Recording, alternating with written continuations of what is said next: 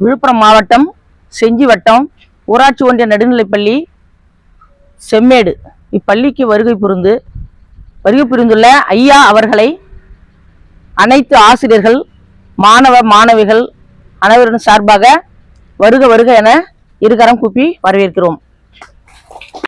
அனைவருக்கும் மீண்டும் காலை வணக்கம்.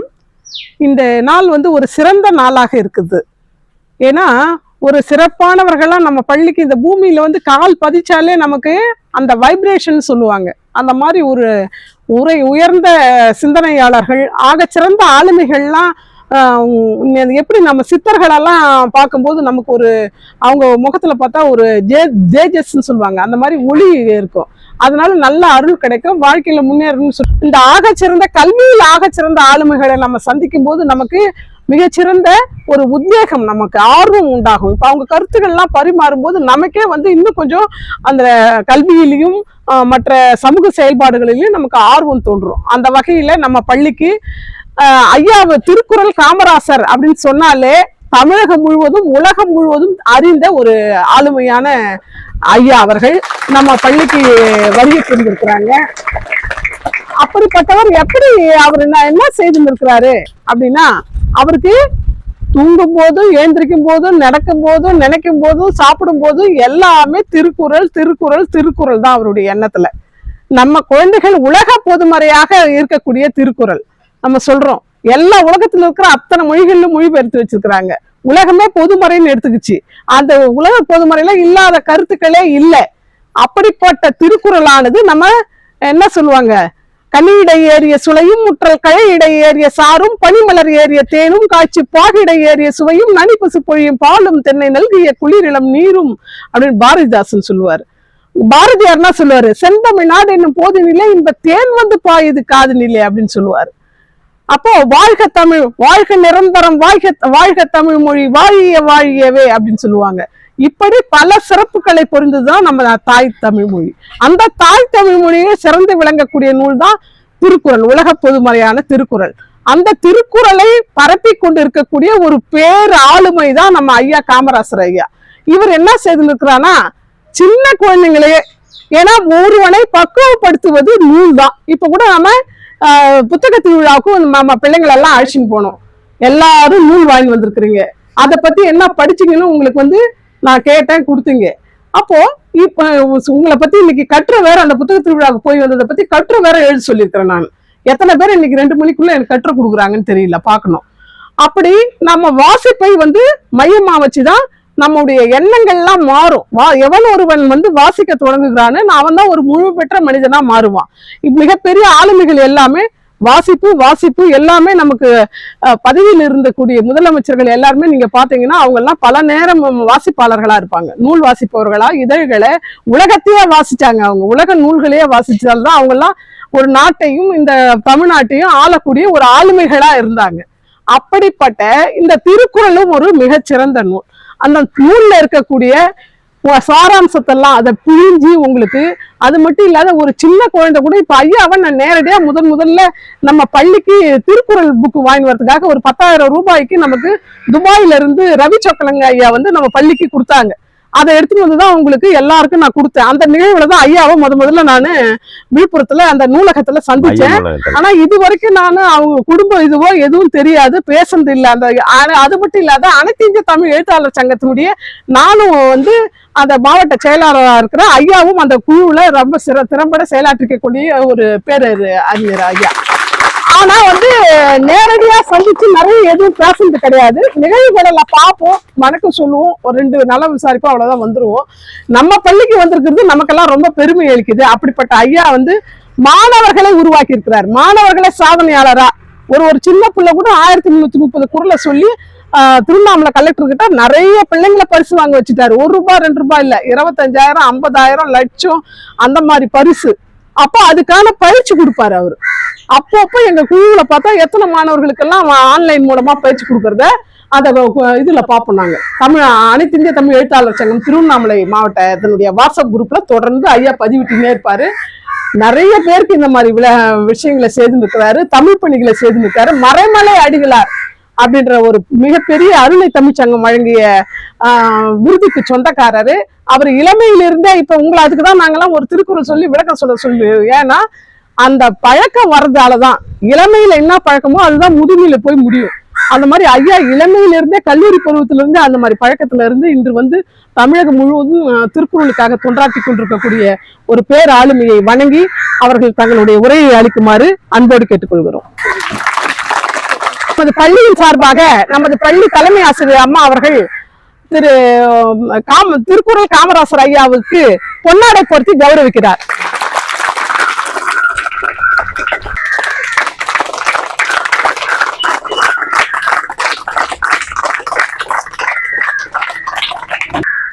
கற்க கசடர கற்பவை கற்றபின் நிற்க அதற்கு தக.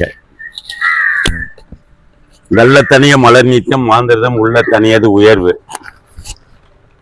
உள்ளுவதெல்லாம் உயர் உள்ளல் மற்றது தள்ளினும் தள்ளாமை நீர்த்து. மனத்துக்கண் மாசில நாதல் அனைத்தரன் ஆகுல நீர பெற. ஈன்ற பொழுதில் பெரிதுவக்கும் தன் மகனை சார்ந்தோன் என கேட்ட தாய். தந்தை மகற்கு ஆற்றும் நன்றி அவையத்து முந்திருப்பு செயல். மகன் தந்தைக்கு ஆற்றும் உதவி. சொல்லுங்க. மகன் தந்தைக்கு ஆற்றும் உதவி. நல்ல வேகமா சொல்ல. மகன் தந்தைக்கு ஆற்றும் உதவி இவன் தந்தை. ஆறுமா ஆறுமா வா வா வா ஓடியா ஓடியா ஓடியா ஓடியா ஓடியா ஓடியா. இல்ல இல்ல நான் அதுதான் கண்டுபிடிச்சேன். சொல்லு பார்க்கலாம், சத்தமா சொல்றேன். மகன் தந்தை காட்டும் உதவி இவன் தந்தை என்ன. ஆறுமா ஆறுமா ஆறுமா ஆறுமா ஆறுமா. உன் பேர் என்ன? அதிர்ஷ்டி. உட்காருங்க. அடுத்த வருஷம் இதே நாள்ல 1330 திருக்குறளையும் சொல்லி பரிசு வாங்குற அளவுக்கு நாம அந்த குழந்தைய என்ன பண்ணுவோம், பயிற்சி கொடுத்துடலாம். சரியா? தனித்துவமிக்க தலைமை ஆசிரியர் அம்மா அவர்களை தன்னுடைய பேச்சாலையும் எழுத்தாலையும் தன்னுடைய கற்றலுடைய திறமையாலையும் விழுப்புரம் மாவட்டத்தில் அல்லி அப்படின்னு ஒரு ஆசிரியர் சொன்னாவே தரம் எளிதில் விளங்கும் அப்படின்ற மாதிரி தான் நான் கடந்த ஒரு 7 ஆண்டுகளாக நான் உங்களை அதிகமாக பழகவில்லை என்று சொன்னாலும் கூட கேட்டு மகிழ்ந்திருக்கிறேன். அதுக்கப்புறம் தான் தெரியுது நம்ம பக்கத்திலே இருக்கிற செல்மெண்ட்ல தான் பண்றாங்க அப்படின்றது. அதே போல அவர்கள் இந்த பள்ளியில ஆசிரியராக பணி செய்து கொண்டிருக்கிற அம்மா அவர்களையும், அவர்கள் பேர் எனக்கு தெரியல, என்ன சொல்லிடுங்க, நான் சொல்லிடுறேன். Sasikala chlorine miss. அப்புறம் ருக்மணி அம்மா உள்ள வந்துருங்க, கிட்ட வந்து வாங்க வாங்க, பரவாயில்ல. ருக்மணி அம்மா அவர்கள் இங்க நான் வந்து எப்பயுமே இருபால் ஆசிரியர் பெருமக்களே அப்படின்னு சொல்லிட்டு போயிட்டு உண்டு இருக்காரு. அவருக்கும் என்னுடைய உயிரினும் மேலான குழந்தை செல்வங்களுக்கும் என்னுடைய வாழ்த்துக்களையும் வணக்கங்களையும் முதலில் தெரிவித்துக் கொள்வதே.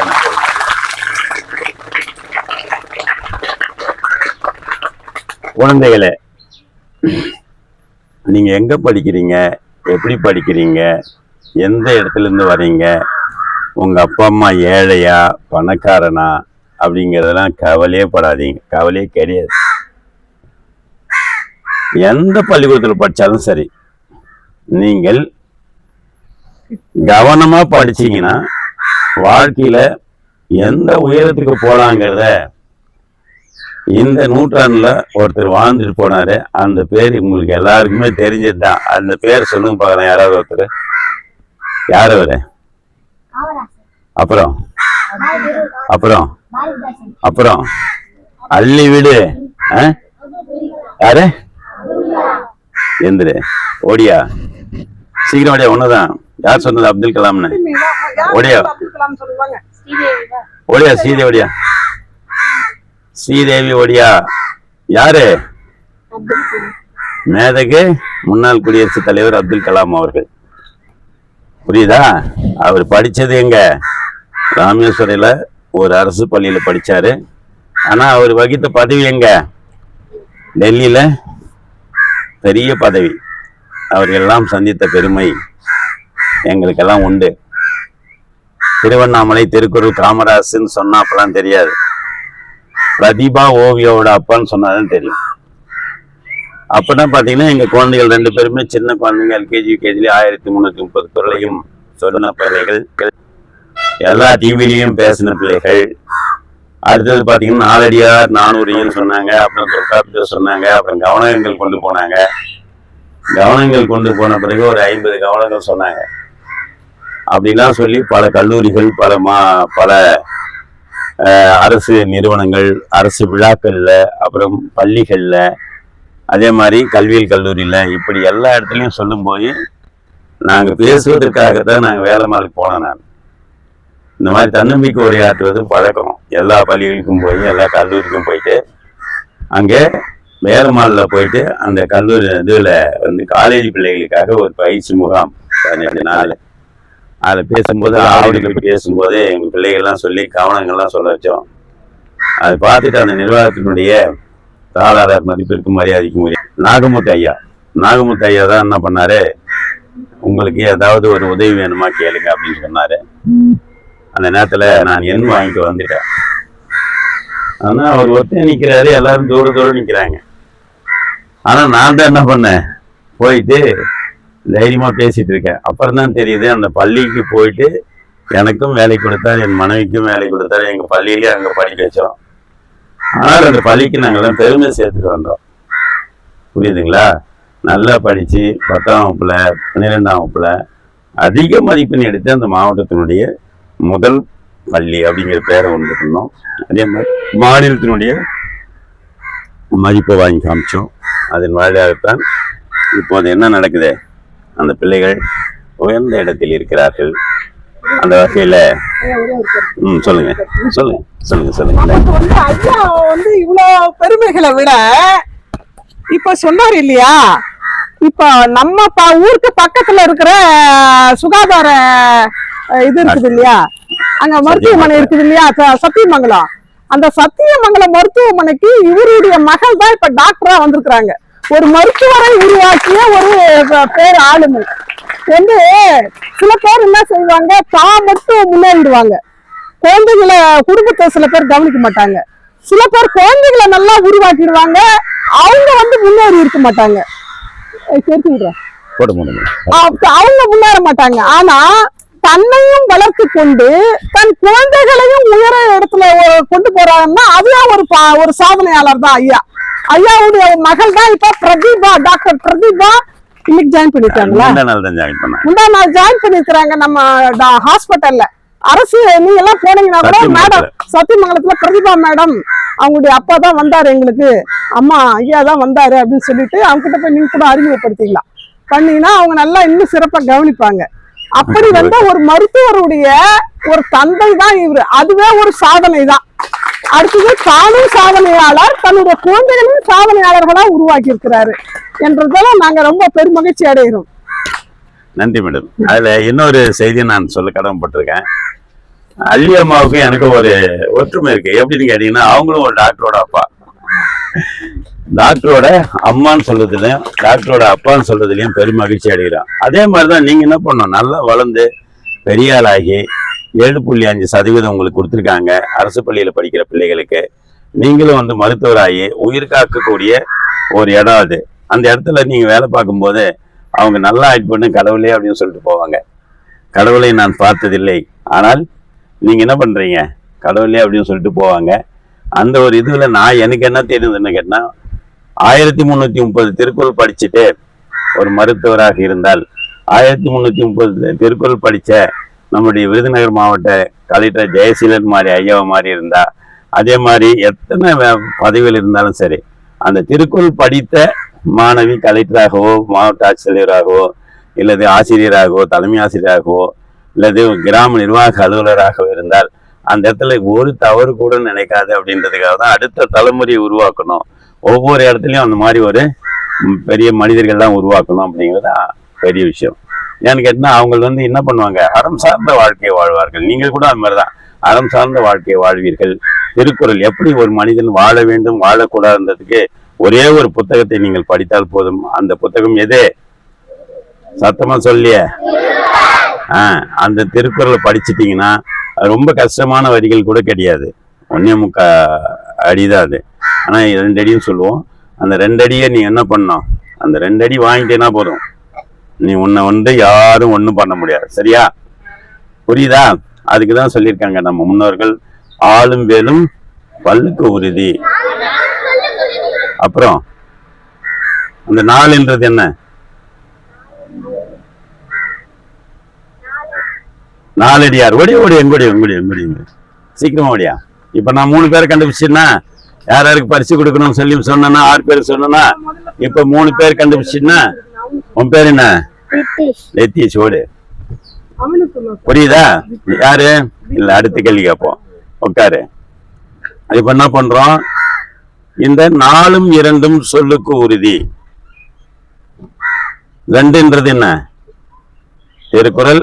4ன்றது 4 அடியார். 4 பாட்டு. இந்த 2 பாடல்களை நீங்கள் வாழ்க்கையில் நல்லா முழுமையா கத்துக்கிட்டீங்கன்னு சொன்னா கண்டிப்பாக உங்களுடைய வாழ்க்கை தரமாக இருக்கும் என்பதுதான் நம் முன்னோர்கள் வந்து பாட்டன் பூட்டன் அந்த மேலெல்லாம் சொல்லுவோம் இல்லையா, அவங்க எல்லாரும் சொல்லிட்டு போயிருக்காங்க. நம்ம கிட்ட அதிகமான சொத்துக்கள் இருக்கிறது குழந்தைகளே. நம்ம கிட்ட இருக்கிற அதிகமான இலக்கியங்கள், இலக்கியம் தான் நமக்கு சொத்து.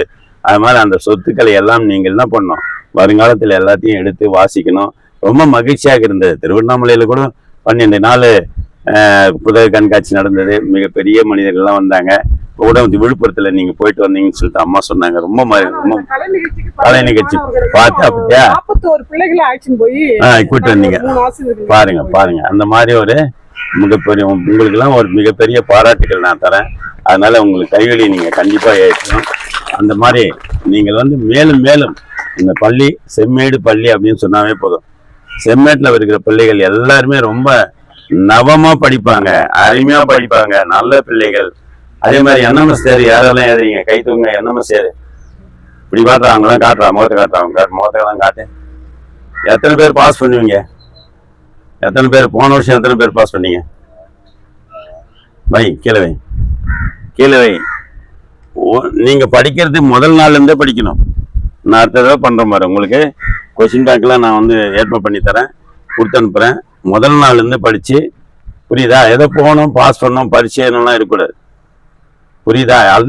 எல்லா இதுவும் அந்த பள்ளியிலே வாங்கிக்கணும். நீங்க எல்லாமே வாங்கணும். அந்த மாதிரி படிக்கணும்.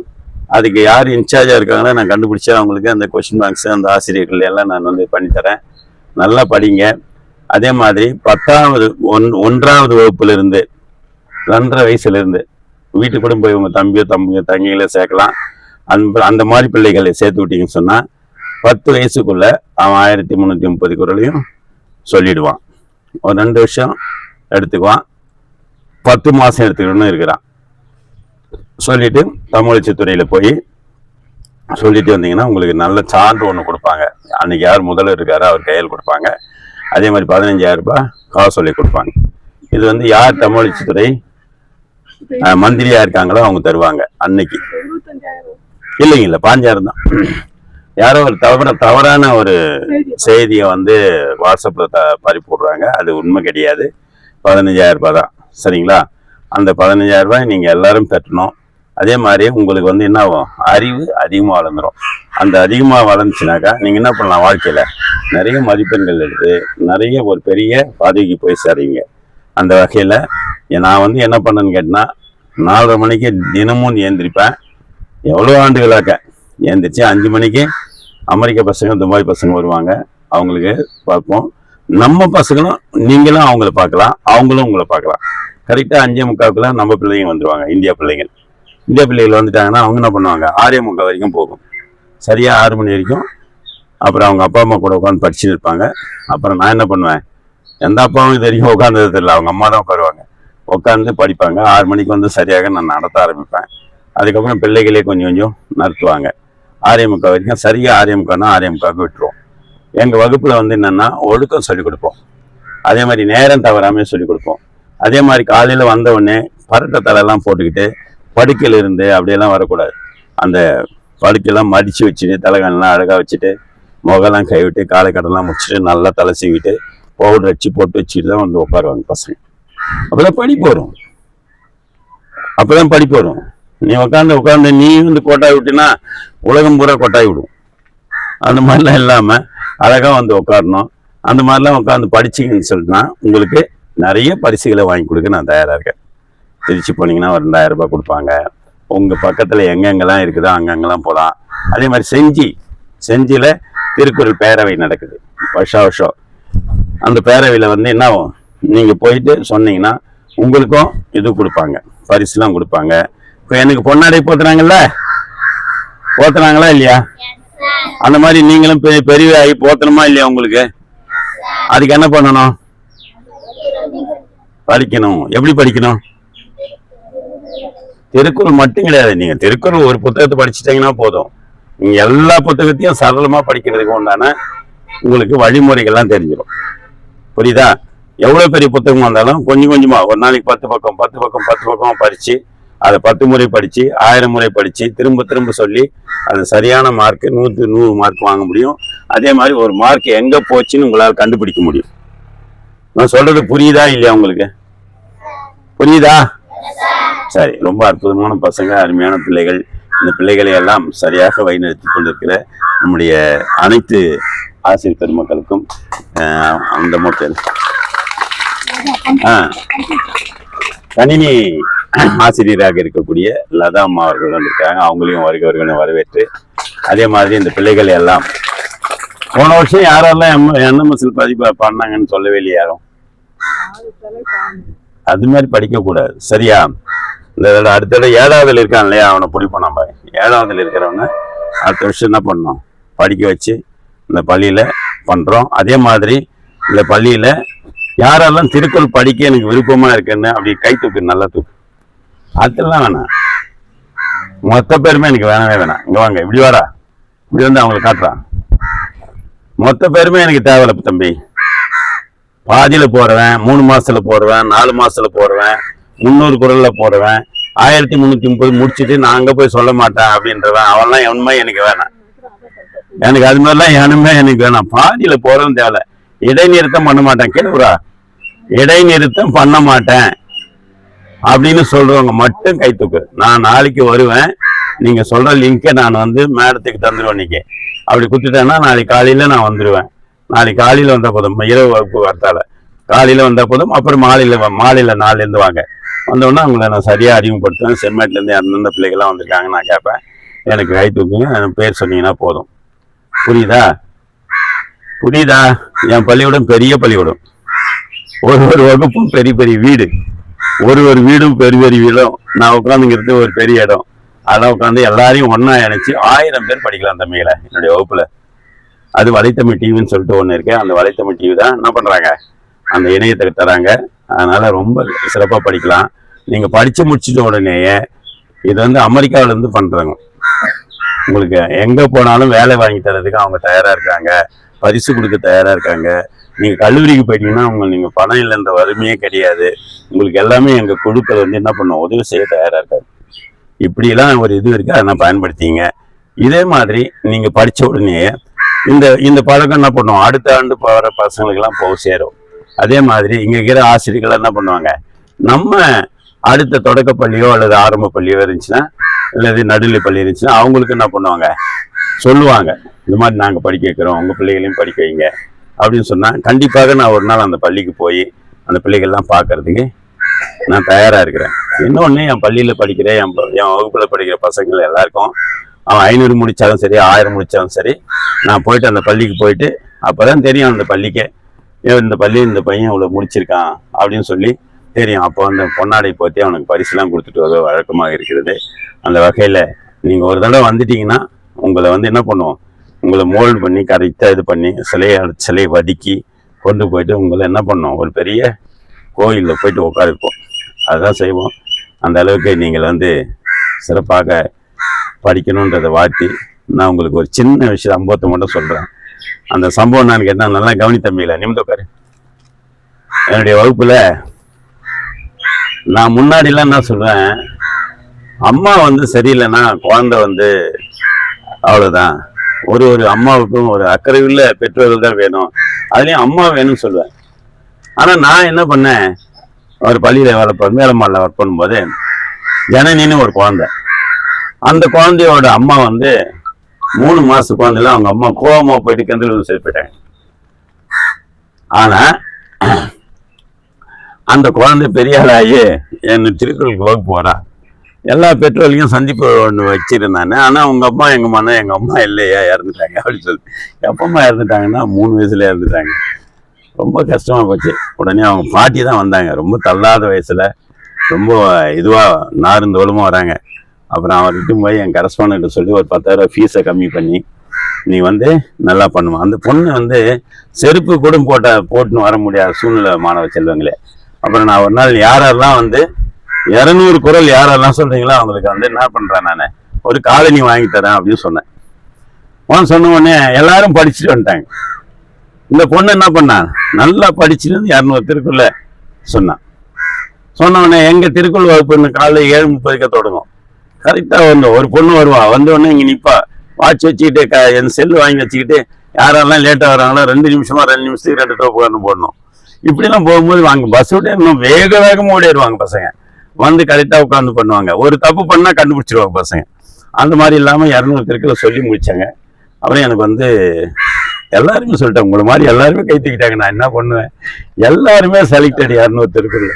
எனக்கு ஒன்றும் பண்ண முடியல செல்வங்களா. அப்புறம் என்ன பண்ணேன், ஒரு கண்ணாடி குடு எடுத்துட்டு எல்லார் பேரும் எழுதி அது உள்ள போடுங்க. நான் ஒரு சீட் எடுக்கிறேன். அந்த ஒரு சீட்ல இருக்கிறவங்களுக்கு நான் காலனி தரேன். ஏன்னா எவ்வளவு செலவாகுமே போலகுதே அப்படின்னு சொன்ன உடனே எல்லாரும் என்ன பண்ணாங்க, ஒரு குடியிலிருந்து எல்லாத்தையும் போட்டாங்க. சீட்டை போட்டு குளிக்க எடுத்துட்டு ஒரு பேர் எடுத்த உடனே யார் பேர் வந்துச்சு தெரியுமா? யார் பேர் வந்துச்சு? அருமடா செல்லுங்களா. யார் சொன்னது? ஓடியா, அவன் ஒருத்தன் ஓடியா. வினோதினி வந்துரு. வினோதினி ஓடியா. இப்போ ஜனனின்னு சொன்ன வினோதினி, சரியா? ஆமா, நீ ஒரு பரிசுக்கு தகுந்த ஓடு. இப்ப என்ன பண்றோம், அந்த ஜனனி வந்துச்சு. வந்த உடனேயே மறுநாள் எனக்கு ஒரு சந்தேகம் வந்துச்சு. நாம ஜனனி சீட்டு தான் எடுத்துமான்னு எப்படி நம்ம அந்த சீட்டை மட்டும் கரெக்டா எடுத்தோம் அப்படின்னு சொல்லிட்டு எடுத்து பார்த்தா மற்ற சீட்ல என்னென்ன இருக்குன்னு பார்த்தா எல்லா சீட்லயும் மாணவ செல்லுங்களே ஜனனி பேர் தான் இருக்கு. இந்த நான் எழுதி போட்டேனா? யார் போட்டது? பிள்ளைகள் எல்லாம் அறம் சார்ந்து வாழறாங்கன்றதுக்கு நான் சொல்றேன், எனக்கு கண்ணீர் வந்தது அந்த நேரத்தில். என்னடா இது, இந்த பசங்க நம்ம இப்படியாடா சொல்லி கொடுத்துருக்கோம் அந்த பிள்ளைகளுக்கு. திருக்குறள் எங்க போய் அவன் மனசுல ஊந்திருக்கு பாடுறா அப்படின்னு சொல்லி எனக்கு ரொம்ப கண்ணீரே வந்தது.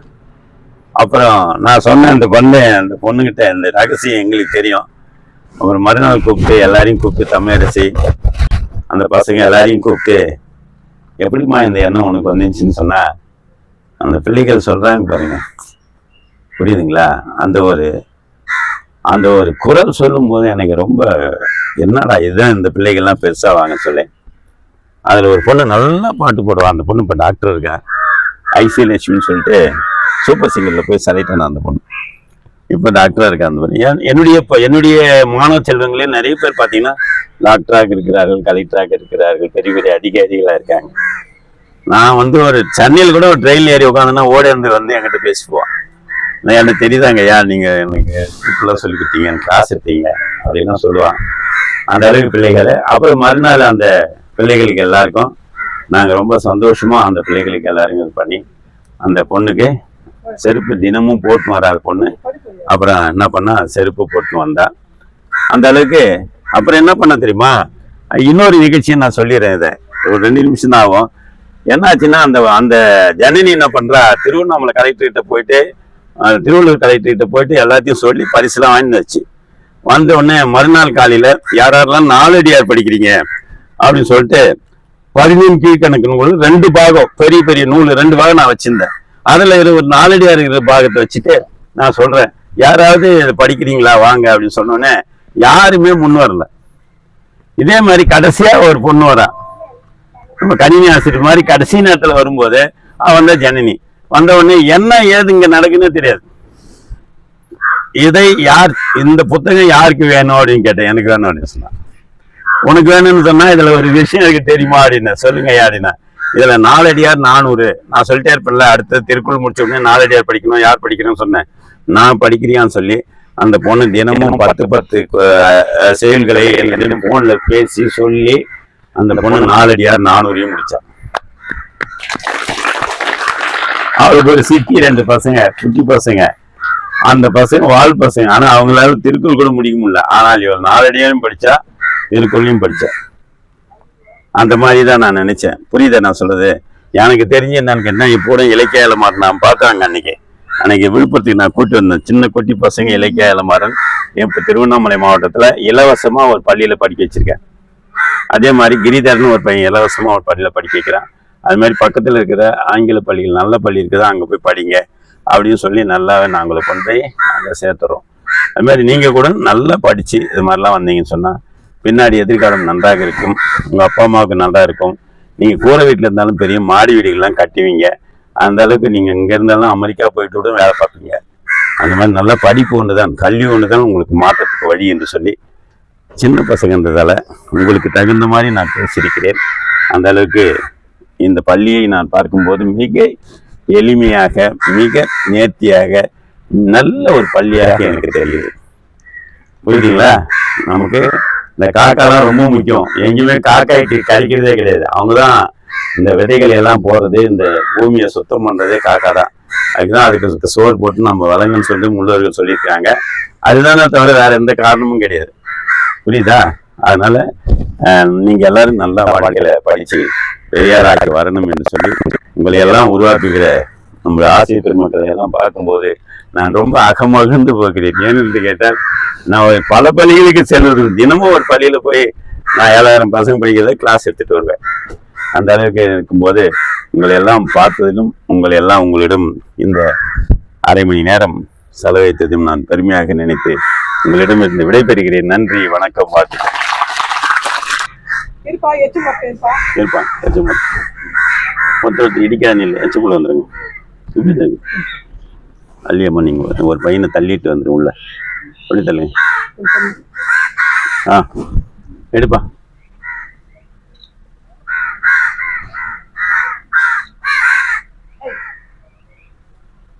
சரியா? நன்றி. சொல்லுமா. நீங்க சொல்லுங்க. அப்படியே சொல்லுங்க. நன்றி மறப்பது நன்றன்று என்னும் வள்ளுவரின் வாக்கிற்கெனங்க நன்றி கூறும் இந்த தருணத்தில் முதலில் ஐயா அவர்களை வாழ்த்தி மகிழ்கிறேன்.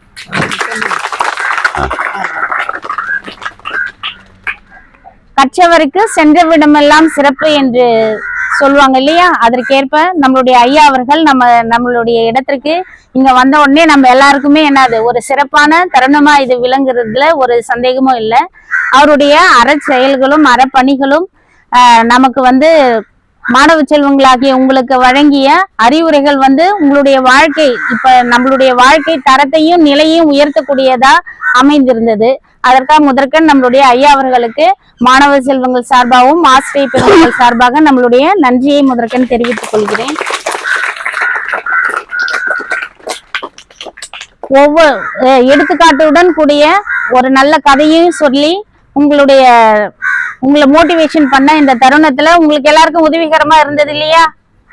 திருக்குறள் இவ்வளவு பெரிய அளவுல உலக நாடுகளுக்கு மாணவ செல்வங்களுக்கு கற்றுத்தரக்கூடிய ஐயா இன்று நம்மிடையே இருந்து உங்களோட உரையாடியது இந்த நேரம் மிகப்பெரிய வாய்ப்பு நமக்கு கிடைத்தது. நம்மளுடைய ஆசிரியர் அவர் 5ஆம் வகுப்பு ஆசிரியர் அவர்களுக்கு இந்த வாய்ப்பை ஏற்படுத்தி கொடுத்திய அவங்களுக்கும் ஐயா அவர்களுக்கும் நம்மளுடைய மீண்டும் நன்றியை தெரிவித்துக் கொள்கிறோம்.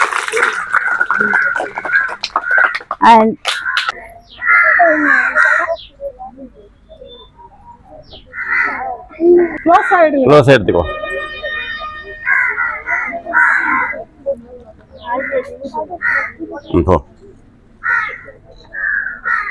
நீ கொஞ்சம் கிட்ட வா.